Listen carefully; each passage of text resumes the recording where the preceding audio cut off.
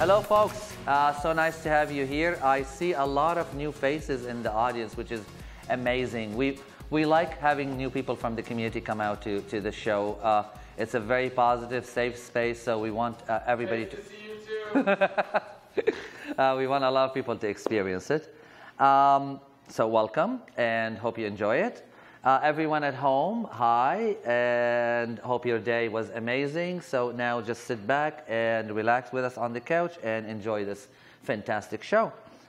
We had some great episodes back to back lately. There was the 5th anniversary or season anniversary episode. There was the Pride episode.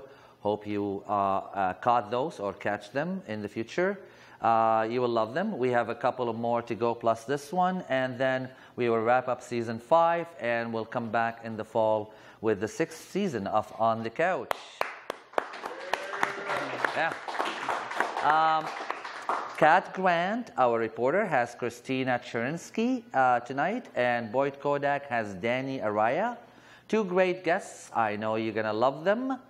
My personal guest, Robyn DeCradle, drag artist. We've had, as you recall, as a teaser on the 5th season anniversary episode, with a promise to invite her back for a full sit-down chat with me on the couch.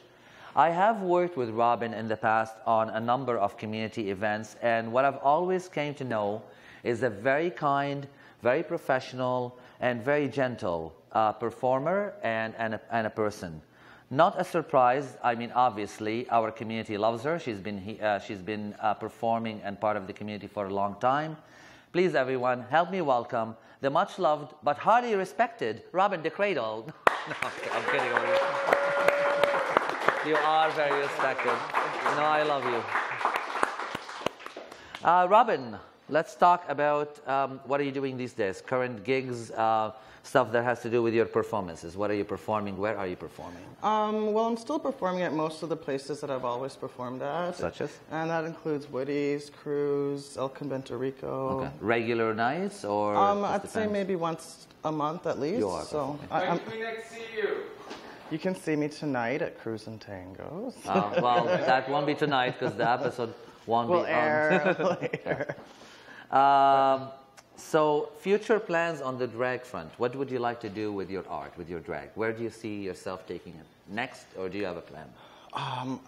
Actually, I've had a couple plans that have been up in the air, but I don't have anything concrete, really. Like, I know I want to continue school, so it's kind of interfering with my drag a little bit. Okay. But I do like to travel and bring my drag with me. You do? Yeah. Oh, all right. We'll be talking about that soon. Okay. Drag, well, that takes us actually to that question. Drag is not your only passion. Yeah. I know that you are, it's not your full-time job. Mm-hmm. We got a little bit hint of your full-time job. Why don't you share with us, what do you do when you are not applying makeup and getting into a dress? And what's your boy name, actually, before we start? Okay. My boy name is Jeff Martin. Jeffrey Martin. And I do work as a registered nurse full-time at Toronto General and Toronto Western. Yeah, that's a great job. Angels of Mercy. Thank you very much. It's a lot of stress, but I get a lot of... Is it a stressful job? Absolutely. Okay. Why do you do it? I can't even... Because Why I love did you it. decide to? Yeah. I love it. I love taking care of people. I love seeing people come in sick and going home happy. You're a caring person? Yeah. Good. That's a great thing. I always say teachers and nurses and in the health profession, these are people that have to put up with a lot, and it's really an awesome service for the community. Oh, thank you. Well, best of luck on it. We're going to take a little break, and we're going to be back with Robyn, everyone. So, yay! Don't go anywhere. Hi, everyone. Kat Grant here. I'm here today with radio personality, journalist, CEO of Christina Chernesky Communications, Christina Chernesky. Hi, Christina. Thanks for coming. It's really great to be back. I really enjoy being back in Toronto again and being on your show. You told me you came from a creative family. Will you tell everybody a little bit about that? Well, our family were Ukrainian, so I think just by accident, not by accident rather, we're creative. We're singers, we're dancers, we're musicians, and that's sort of the environment that I grew up in. And not just my family, but the community around us. So I grew up immediately speaking 2 languages because I had no choice, and I also you know, had an opportunity to meet a lot of friends and have lots and lots of family. That was the nice thing about my growing up in Saskatoon. So you went to university for political science, and then you decided to move on to journalism. My father was a politician. He was a lawyer first. Well, he was actually a farm boy first, really, since my great-grandparents came from Ukraine in the early 1900s. They started up a farm in a segment of Saskatchewan. Dad was raised there, and he learned how to sort of manage things. He studied, became a lawyer, and then several years into his career, he became a politician. And Dad was a city councillor in Saskatoon for 26 years, I think. So by proxy, I learned how to become interested in politics. We watched a lot of news, we read a lot of newspapers, and when I went to university, I didn't want to study law yet, so I studied political studies at the U of S. So tell everyone, what was your favorite gig so far? CFRB Toronto, for sure, for sure. I loved working at that station, and I loved working at that station at the time that I was there. That's when Gary Slate still owned it. That's when, before some of the major corporations bought out, you know, some of the so-called smaller radio stations in Canada. I loved my audience. I loved the people I worked with. It was a great gig, and it taught me how to think differently. Before, I was always a journalist. You know, I was writing stories and presenting them on the air. In this case, I was a talk show host for a long time, and I had to find different ways to describe the stories. And it was a hard job. It was a good job. And I was sorry when it ended. I really, really was.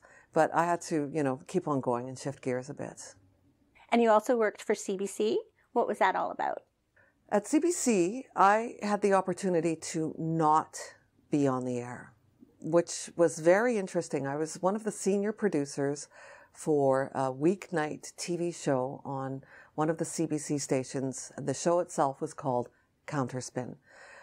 It was hosted once by Avi Lewis, and then it was then hosted by Sharon Lewis, not related to Avi, and I was the senior producer for Sharon. And I was there for several years. That was a tough job, really, really tough job. But it taught me a lot. It taught me a lot about the back end of television. It taught me how to work with large groups of people and to ensure everybody was on the mark for a daily live TV show.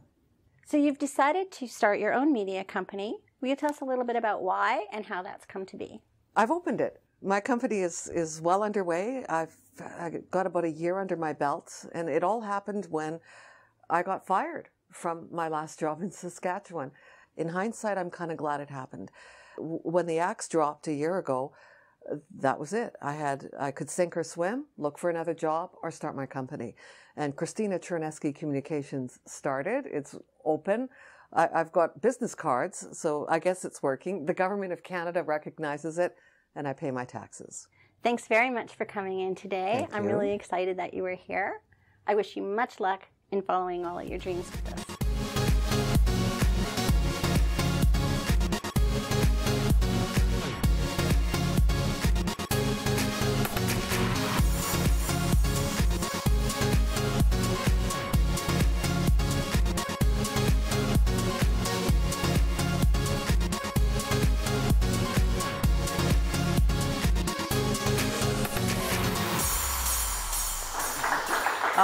Robyn, let's go back in time. How did you start your journey with drag? How did you get into it? Just take us over your timeline of getting to where you are now with the drag art. Okay, well, as a kid, I always knew I liked dolls and pretty things. I liked Gem and the holograms. Huh? When as a kid, my dad brought me to Toys R Us to buy a kid anything I wanted, and I bought a Gem doll. And he was like, you should try to go get something more male, masculine. So I got a Ken doll. And you married them, and they lived happily ever after. Absolutely, yeah. So yeah, so I actually. When did you dress up first? Where? In Toronto? So the first time I ever did really perform and drag and the whole shebang was, I was living downtown Toronto with my roommate, and he did drag. Okay. His name's Don, and he kept pushing me, let's do it, let's do it, let's do it. I'm like, no, I don't want to do it because it wasn't really my thing. I liked to dance. It didn't matter. Like, I didn't have to dress up for any reason. But I figured, you know what? It's Monday. I'm going to choose a Monday when nobody's going to be out. And it worked out perfect because at Cruise and Tango's, Candace had her Star Search every Monday. Oh, you went on? Yeah, So when you started, you did not start to perform. You started just as getting dressed in drag, and then the performances came after? Exactly, yeah. Oh, wow. Okay. That's interesting. And the funny part is, I'd never worn heels before either. And I remember walking I don't even know how you do it. I walked in heels maybe 30 meters to the bar, and I started screaming. I wanted to give up then. All right, well, you're still here, so you must now like them. Oh, yeah. Oh, my legs are strong now. Your legs are stronger. Well, all that fabulousness must have happened at some awesome community venues. I know you performed more than just Toronto. You performed internationally. Absolutely. So give us a little bit of the venues that you've performed at, some of the stories. Oh, geez. Like different countries and stuff? Sure, Oh, my gosh. So I know you performed in Ottawa. You lived in Ottawa for a while? Yeah. Actually, what happened was I won all the pageants in Toronto. I reached the ceiling here, so there's nowhere more room to go in Toronto. Well, yeah, there was no more big pageants to win. Okay, so you moved to Ottawa. So I actually I was a guest actually. Okay. So I just did a number, and the owner of this bar loved me a lot, and he actually paid for me to be in a hotel for a month. And, wow. Okay. And they just welcomed me with open arms, and I'd never visited Ottawa before, and it was a great 4 years of my life. Oh, you stayed there for 4 years? Yeah, a weekend turned into 4 years. Wow. You're very adventurous. Where else in the world? Because I know you've performed internationally. So I didn't really perform in the world besides Ottawa and Toronto until I finished college. Okay. Then I was set to go everywhere. I made a list of all the places I wanted to go, all the friends I could visit while I was there and perform. Okay. So I performed in Vancouver for the first time. I stayed with friends there, and that was in 2013. Okay.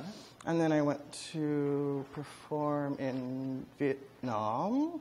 Okay. Did I read Thailand somewhere? I performed in Thailand, Bangkok, and Phuket.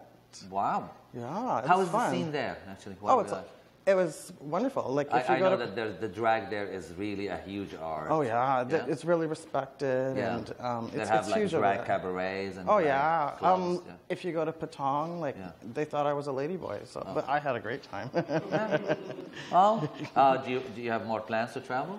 Would you continue? Oh, yeah. I love traveling. Well, when I can. But you have your job now. I have my job, so I'm a little bit tied down. Fair enough. I also had a great time all over Australia.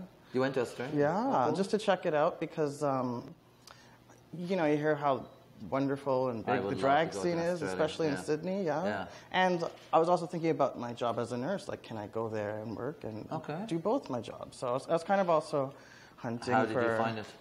Oh, I loved it. You loved it? A lot of happy were you there people. for? A month. Wow. And just out of coincidence, it was February and the whole month was Pride. Well... sad for Australia, but good for us. You're still here, so glad you're here. Yeah. So you are the queen of pageants. What's your pageantry history? I know you've won a lot of titles. What are your titles? What are your... All my titles are decades old, but... Hail the queen, yes. Oh, thank you. So, I did go for all the pageants because that means that at the end of the night I got at least $1,000. Okay. And so... Miss Woody's, Miss Canada World, Miss Bailey's. It just goes on. Okay. Well, congratulations. Thank you. You also have been featured in a lot of media. I'm just looking at a list here. Fab Magazine, City TV, cover of Saturday and Sunday, Toronto Sun, Toronto Star. Yeah. Good. Look at you. Well-deserved. Community is important to you. Absolutely. You are strong in community support. What causes have you supported or raised funds for or are dear to your heart? Yeah, well, I think volunteerism is really important, especially in our community. Amen. There's a lot of people who need help, and there's a lot of people who can provide help as well. And that's the reason. When we can do it, you should do it. Yeah, exactly. And there's wonderful causes like PWA and Casey House. I've seen them grow from a little building to a huge facility, and it's a wonderful thing that we're all doing. I'm always happy to hear people, everybody kind of chipping in. Yeah. Speaking of community, what do we love about being LGBTQ and community? What would you say? What do we love about our community? That we stand strong together. That we. Okay, yeah, that's got an applause. Because there's so many different kinds of people in our little community. We all come from all different paths. You know, like even when I went to Thailand, it's that saying that means true is like same but different. Nice. And what can we do better as a community? Because we can always do better. I think we can protect each other a little bit better. I like that. Yeah. That's a very nice sentiment. Yes? Yes. Yeah. Be protective of each other. Yeah. Watch over each other. Love each other. We're going to take a little break, and we will be back with Robyn DeCradle, everyone. Yes. Thank you. All right. Hi, Boyd Kodak here. I'm here today with my guest, Dani Araya. Danielle goes by she, her, them, and they, and is the coordinator of the Trans Youth Mentorship Program at the 519, and the facilitator of education and training. Welcome, Danielle. Thank you. So, tell us a little bit about being coordinator of the Trans Youth Mentorship Program. Thank you. My program is a weekly run, a drop-in support program that supports trans youth specifically. So they have a lot of intersectional needs, obviously, that I want to focus on and provide different capacities for development, so professional or personal development. And so we try to build a lot of community engagement and supports through workshops and training like that. Terrific. Facilitator of education and training? Yeah, I also do anti-oppression trainings with the 519. I've been doing that for over 10 years now, which is a blessing for sure, that I'm able to use my lived experience, my identity as a trans two-spirit person, and just help the community out through teaching usually cis people or straight people how to be more inclusive towards our community. So there's a lot of work that still needs to be done, obviously. Oh, very much so. Tell us a little bit about your intersectionality and activism. Okay, intersectional activism I think is a really important topic that I try to bring up in a lot of the work I do, and I think at the 519 we do a lot of work around supporting different identities within the community beyond just the trans or queer identities that are traditional. We try to bring in a lot of anti-oppressive frameworks in our facilitations, but also in the programs we offer. We want to look at everyone's holistic needs. So people are not just one identity. There's multiple identities sometimes that we need to focus on. And so I think the most important thing is for people to have an awareness of how people are intersectional, whether they're youth, whether they're homeless, whether they're racialized. Those are aspects that are not always talked about or understood in our community. And so when people are allowed and are able to exist as their whole selves, I think more people can hopefully support them and their needs. Thank you so much for coming today. Thank you, Boyd. It was great having you.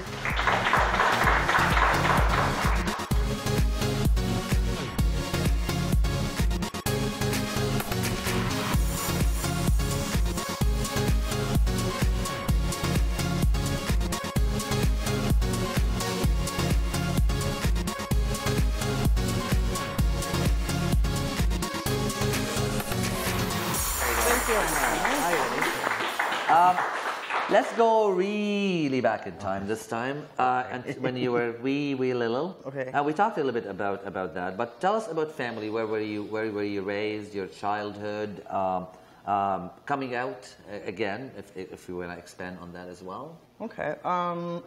I was born here in Toronto. You're at Toronto? Yeah, actually, Wellesley Hospital in the village. Oh, wow. Yeah. Okay. It doesn't exist anymore. I do. I was looking for a more exciting story, but this is exciting. Okay. I thought you're going to be born in some exotic No, in the world. actually, my parents came from India. Okay. Cool. And so they raised me here. I grew up in Toronto, Scarborough, Oakville, Mississauga, Burlington. Nice. Yeah. Well, Toronto is a really fantastic city to call. Oh yeah, I'm very happy to be here. And Perfect. yeah, and now I live across the street from where I was born. So I've always been what kind here. of kid were you? A troublemaker? Actually, my parents divorced when I was about 6 years old. Okay. So I kind of grew up a little bit fast, and I've always learned Responsible? Yeah, the responsibility role and like take care of my younger brothers and help my mom out a lot. So Wonderful. yeah. I'm sure. Yeah, your mom is in the audience actually, so we're very, very happy to have her here. Yeah.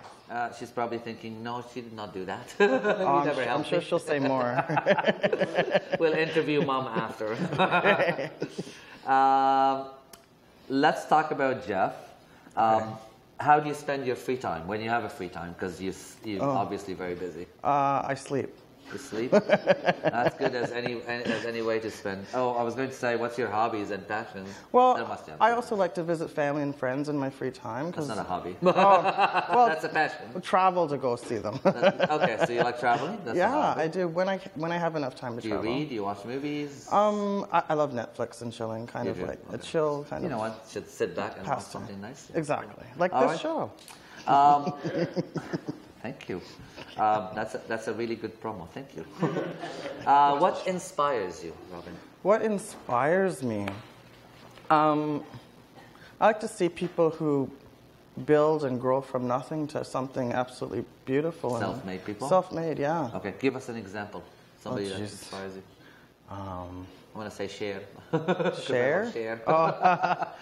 At the top of my head, I don't know. I can say the owner of Cruise. He always says that. That's a yeah, he built somebody from the community who made something from nothing. Absolutely. Absolutely. What makes you happy? What makes me happy? What puts a smile on your face when you see? Puppies. Yeah, you're a dog person? Cool. Yeah, I love dogs, and they're loyal and cute. What makes you sad, or what concerns you in the world? What would you like to see better? Probably discrimination and judgment and putting people down to make yourself feel better. And fair enough. No judgment. Yeah, exactly. Well, I know you're a very positive person.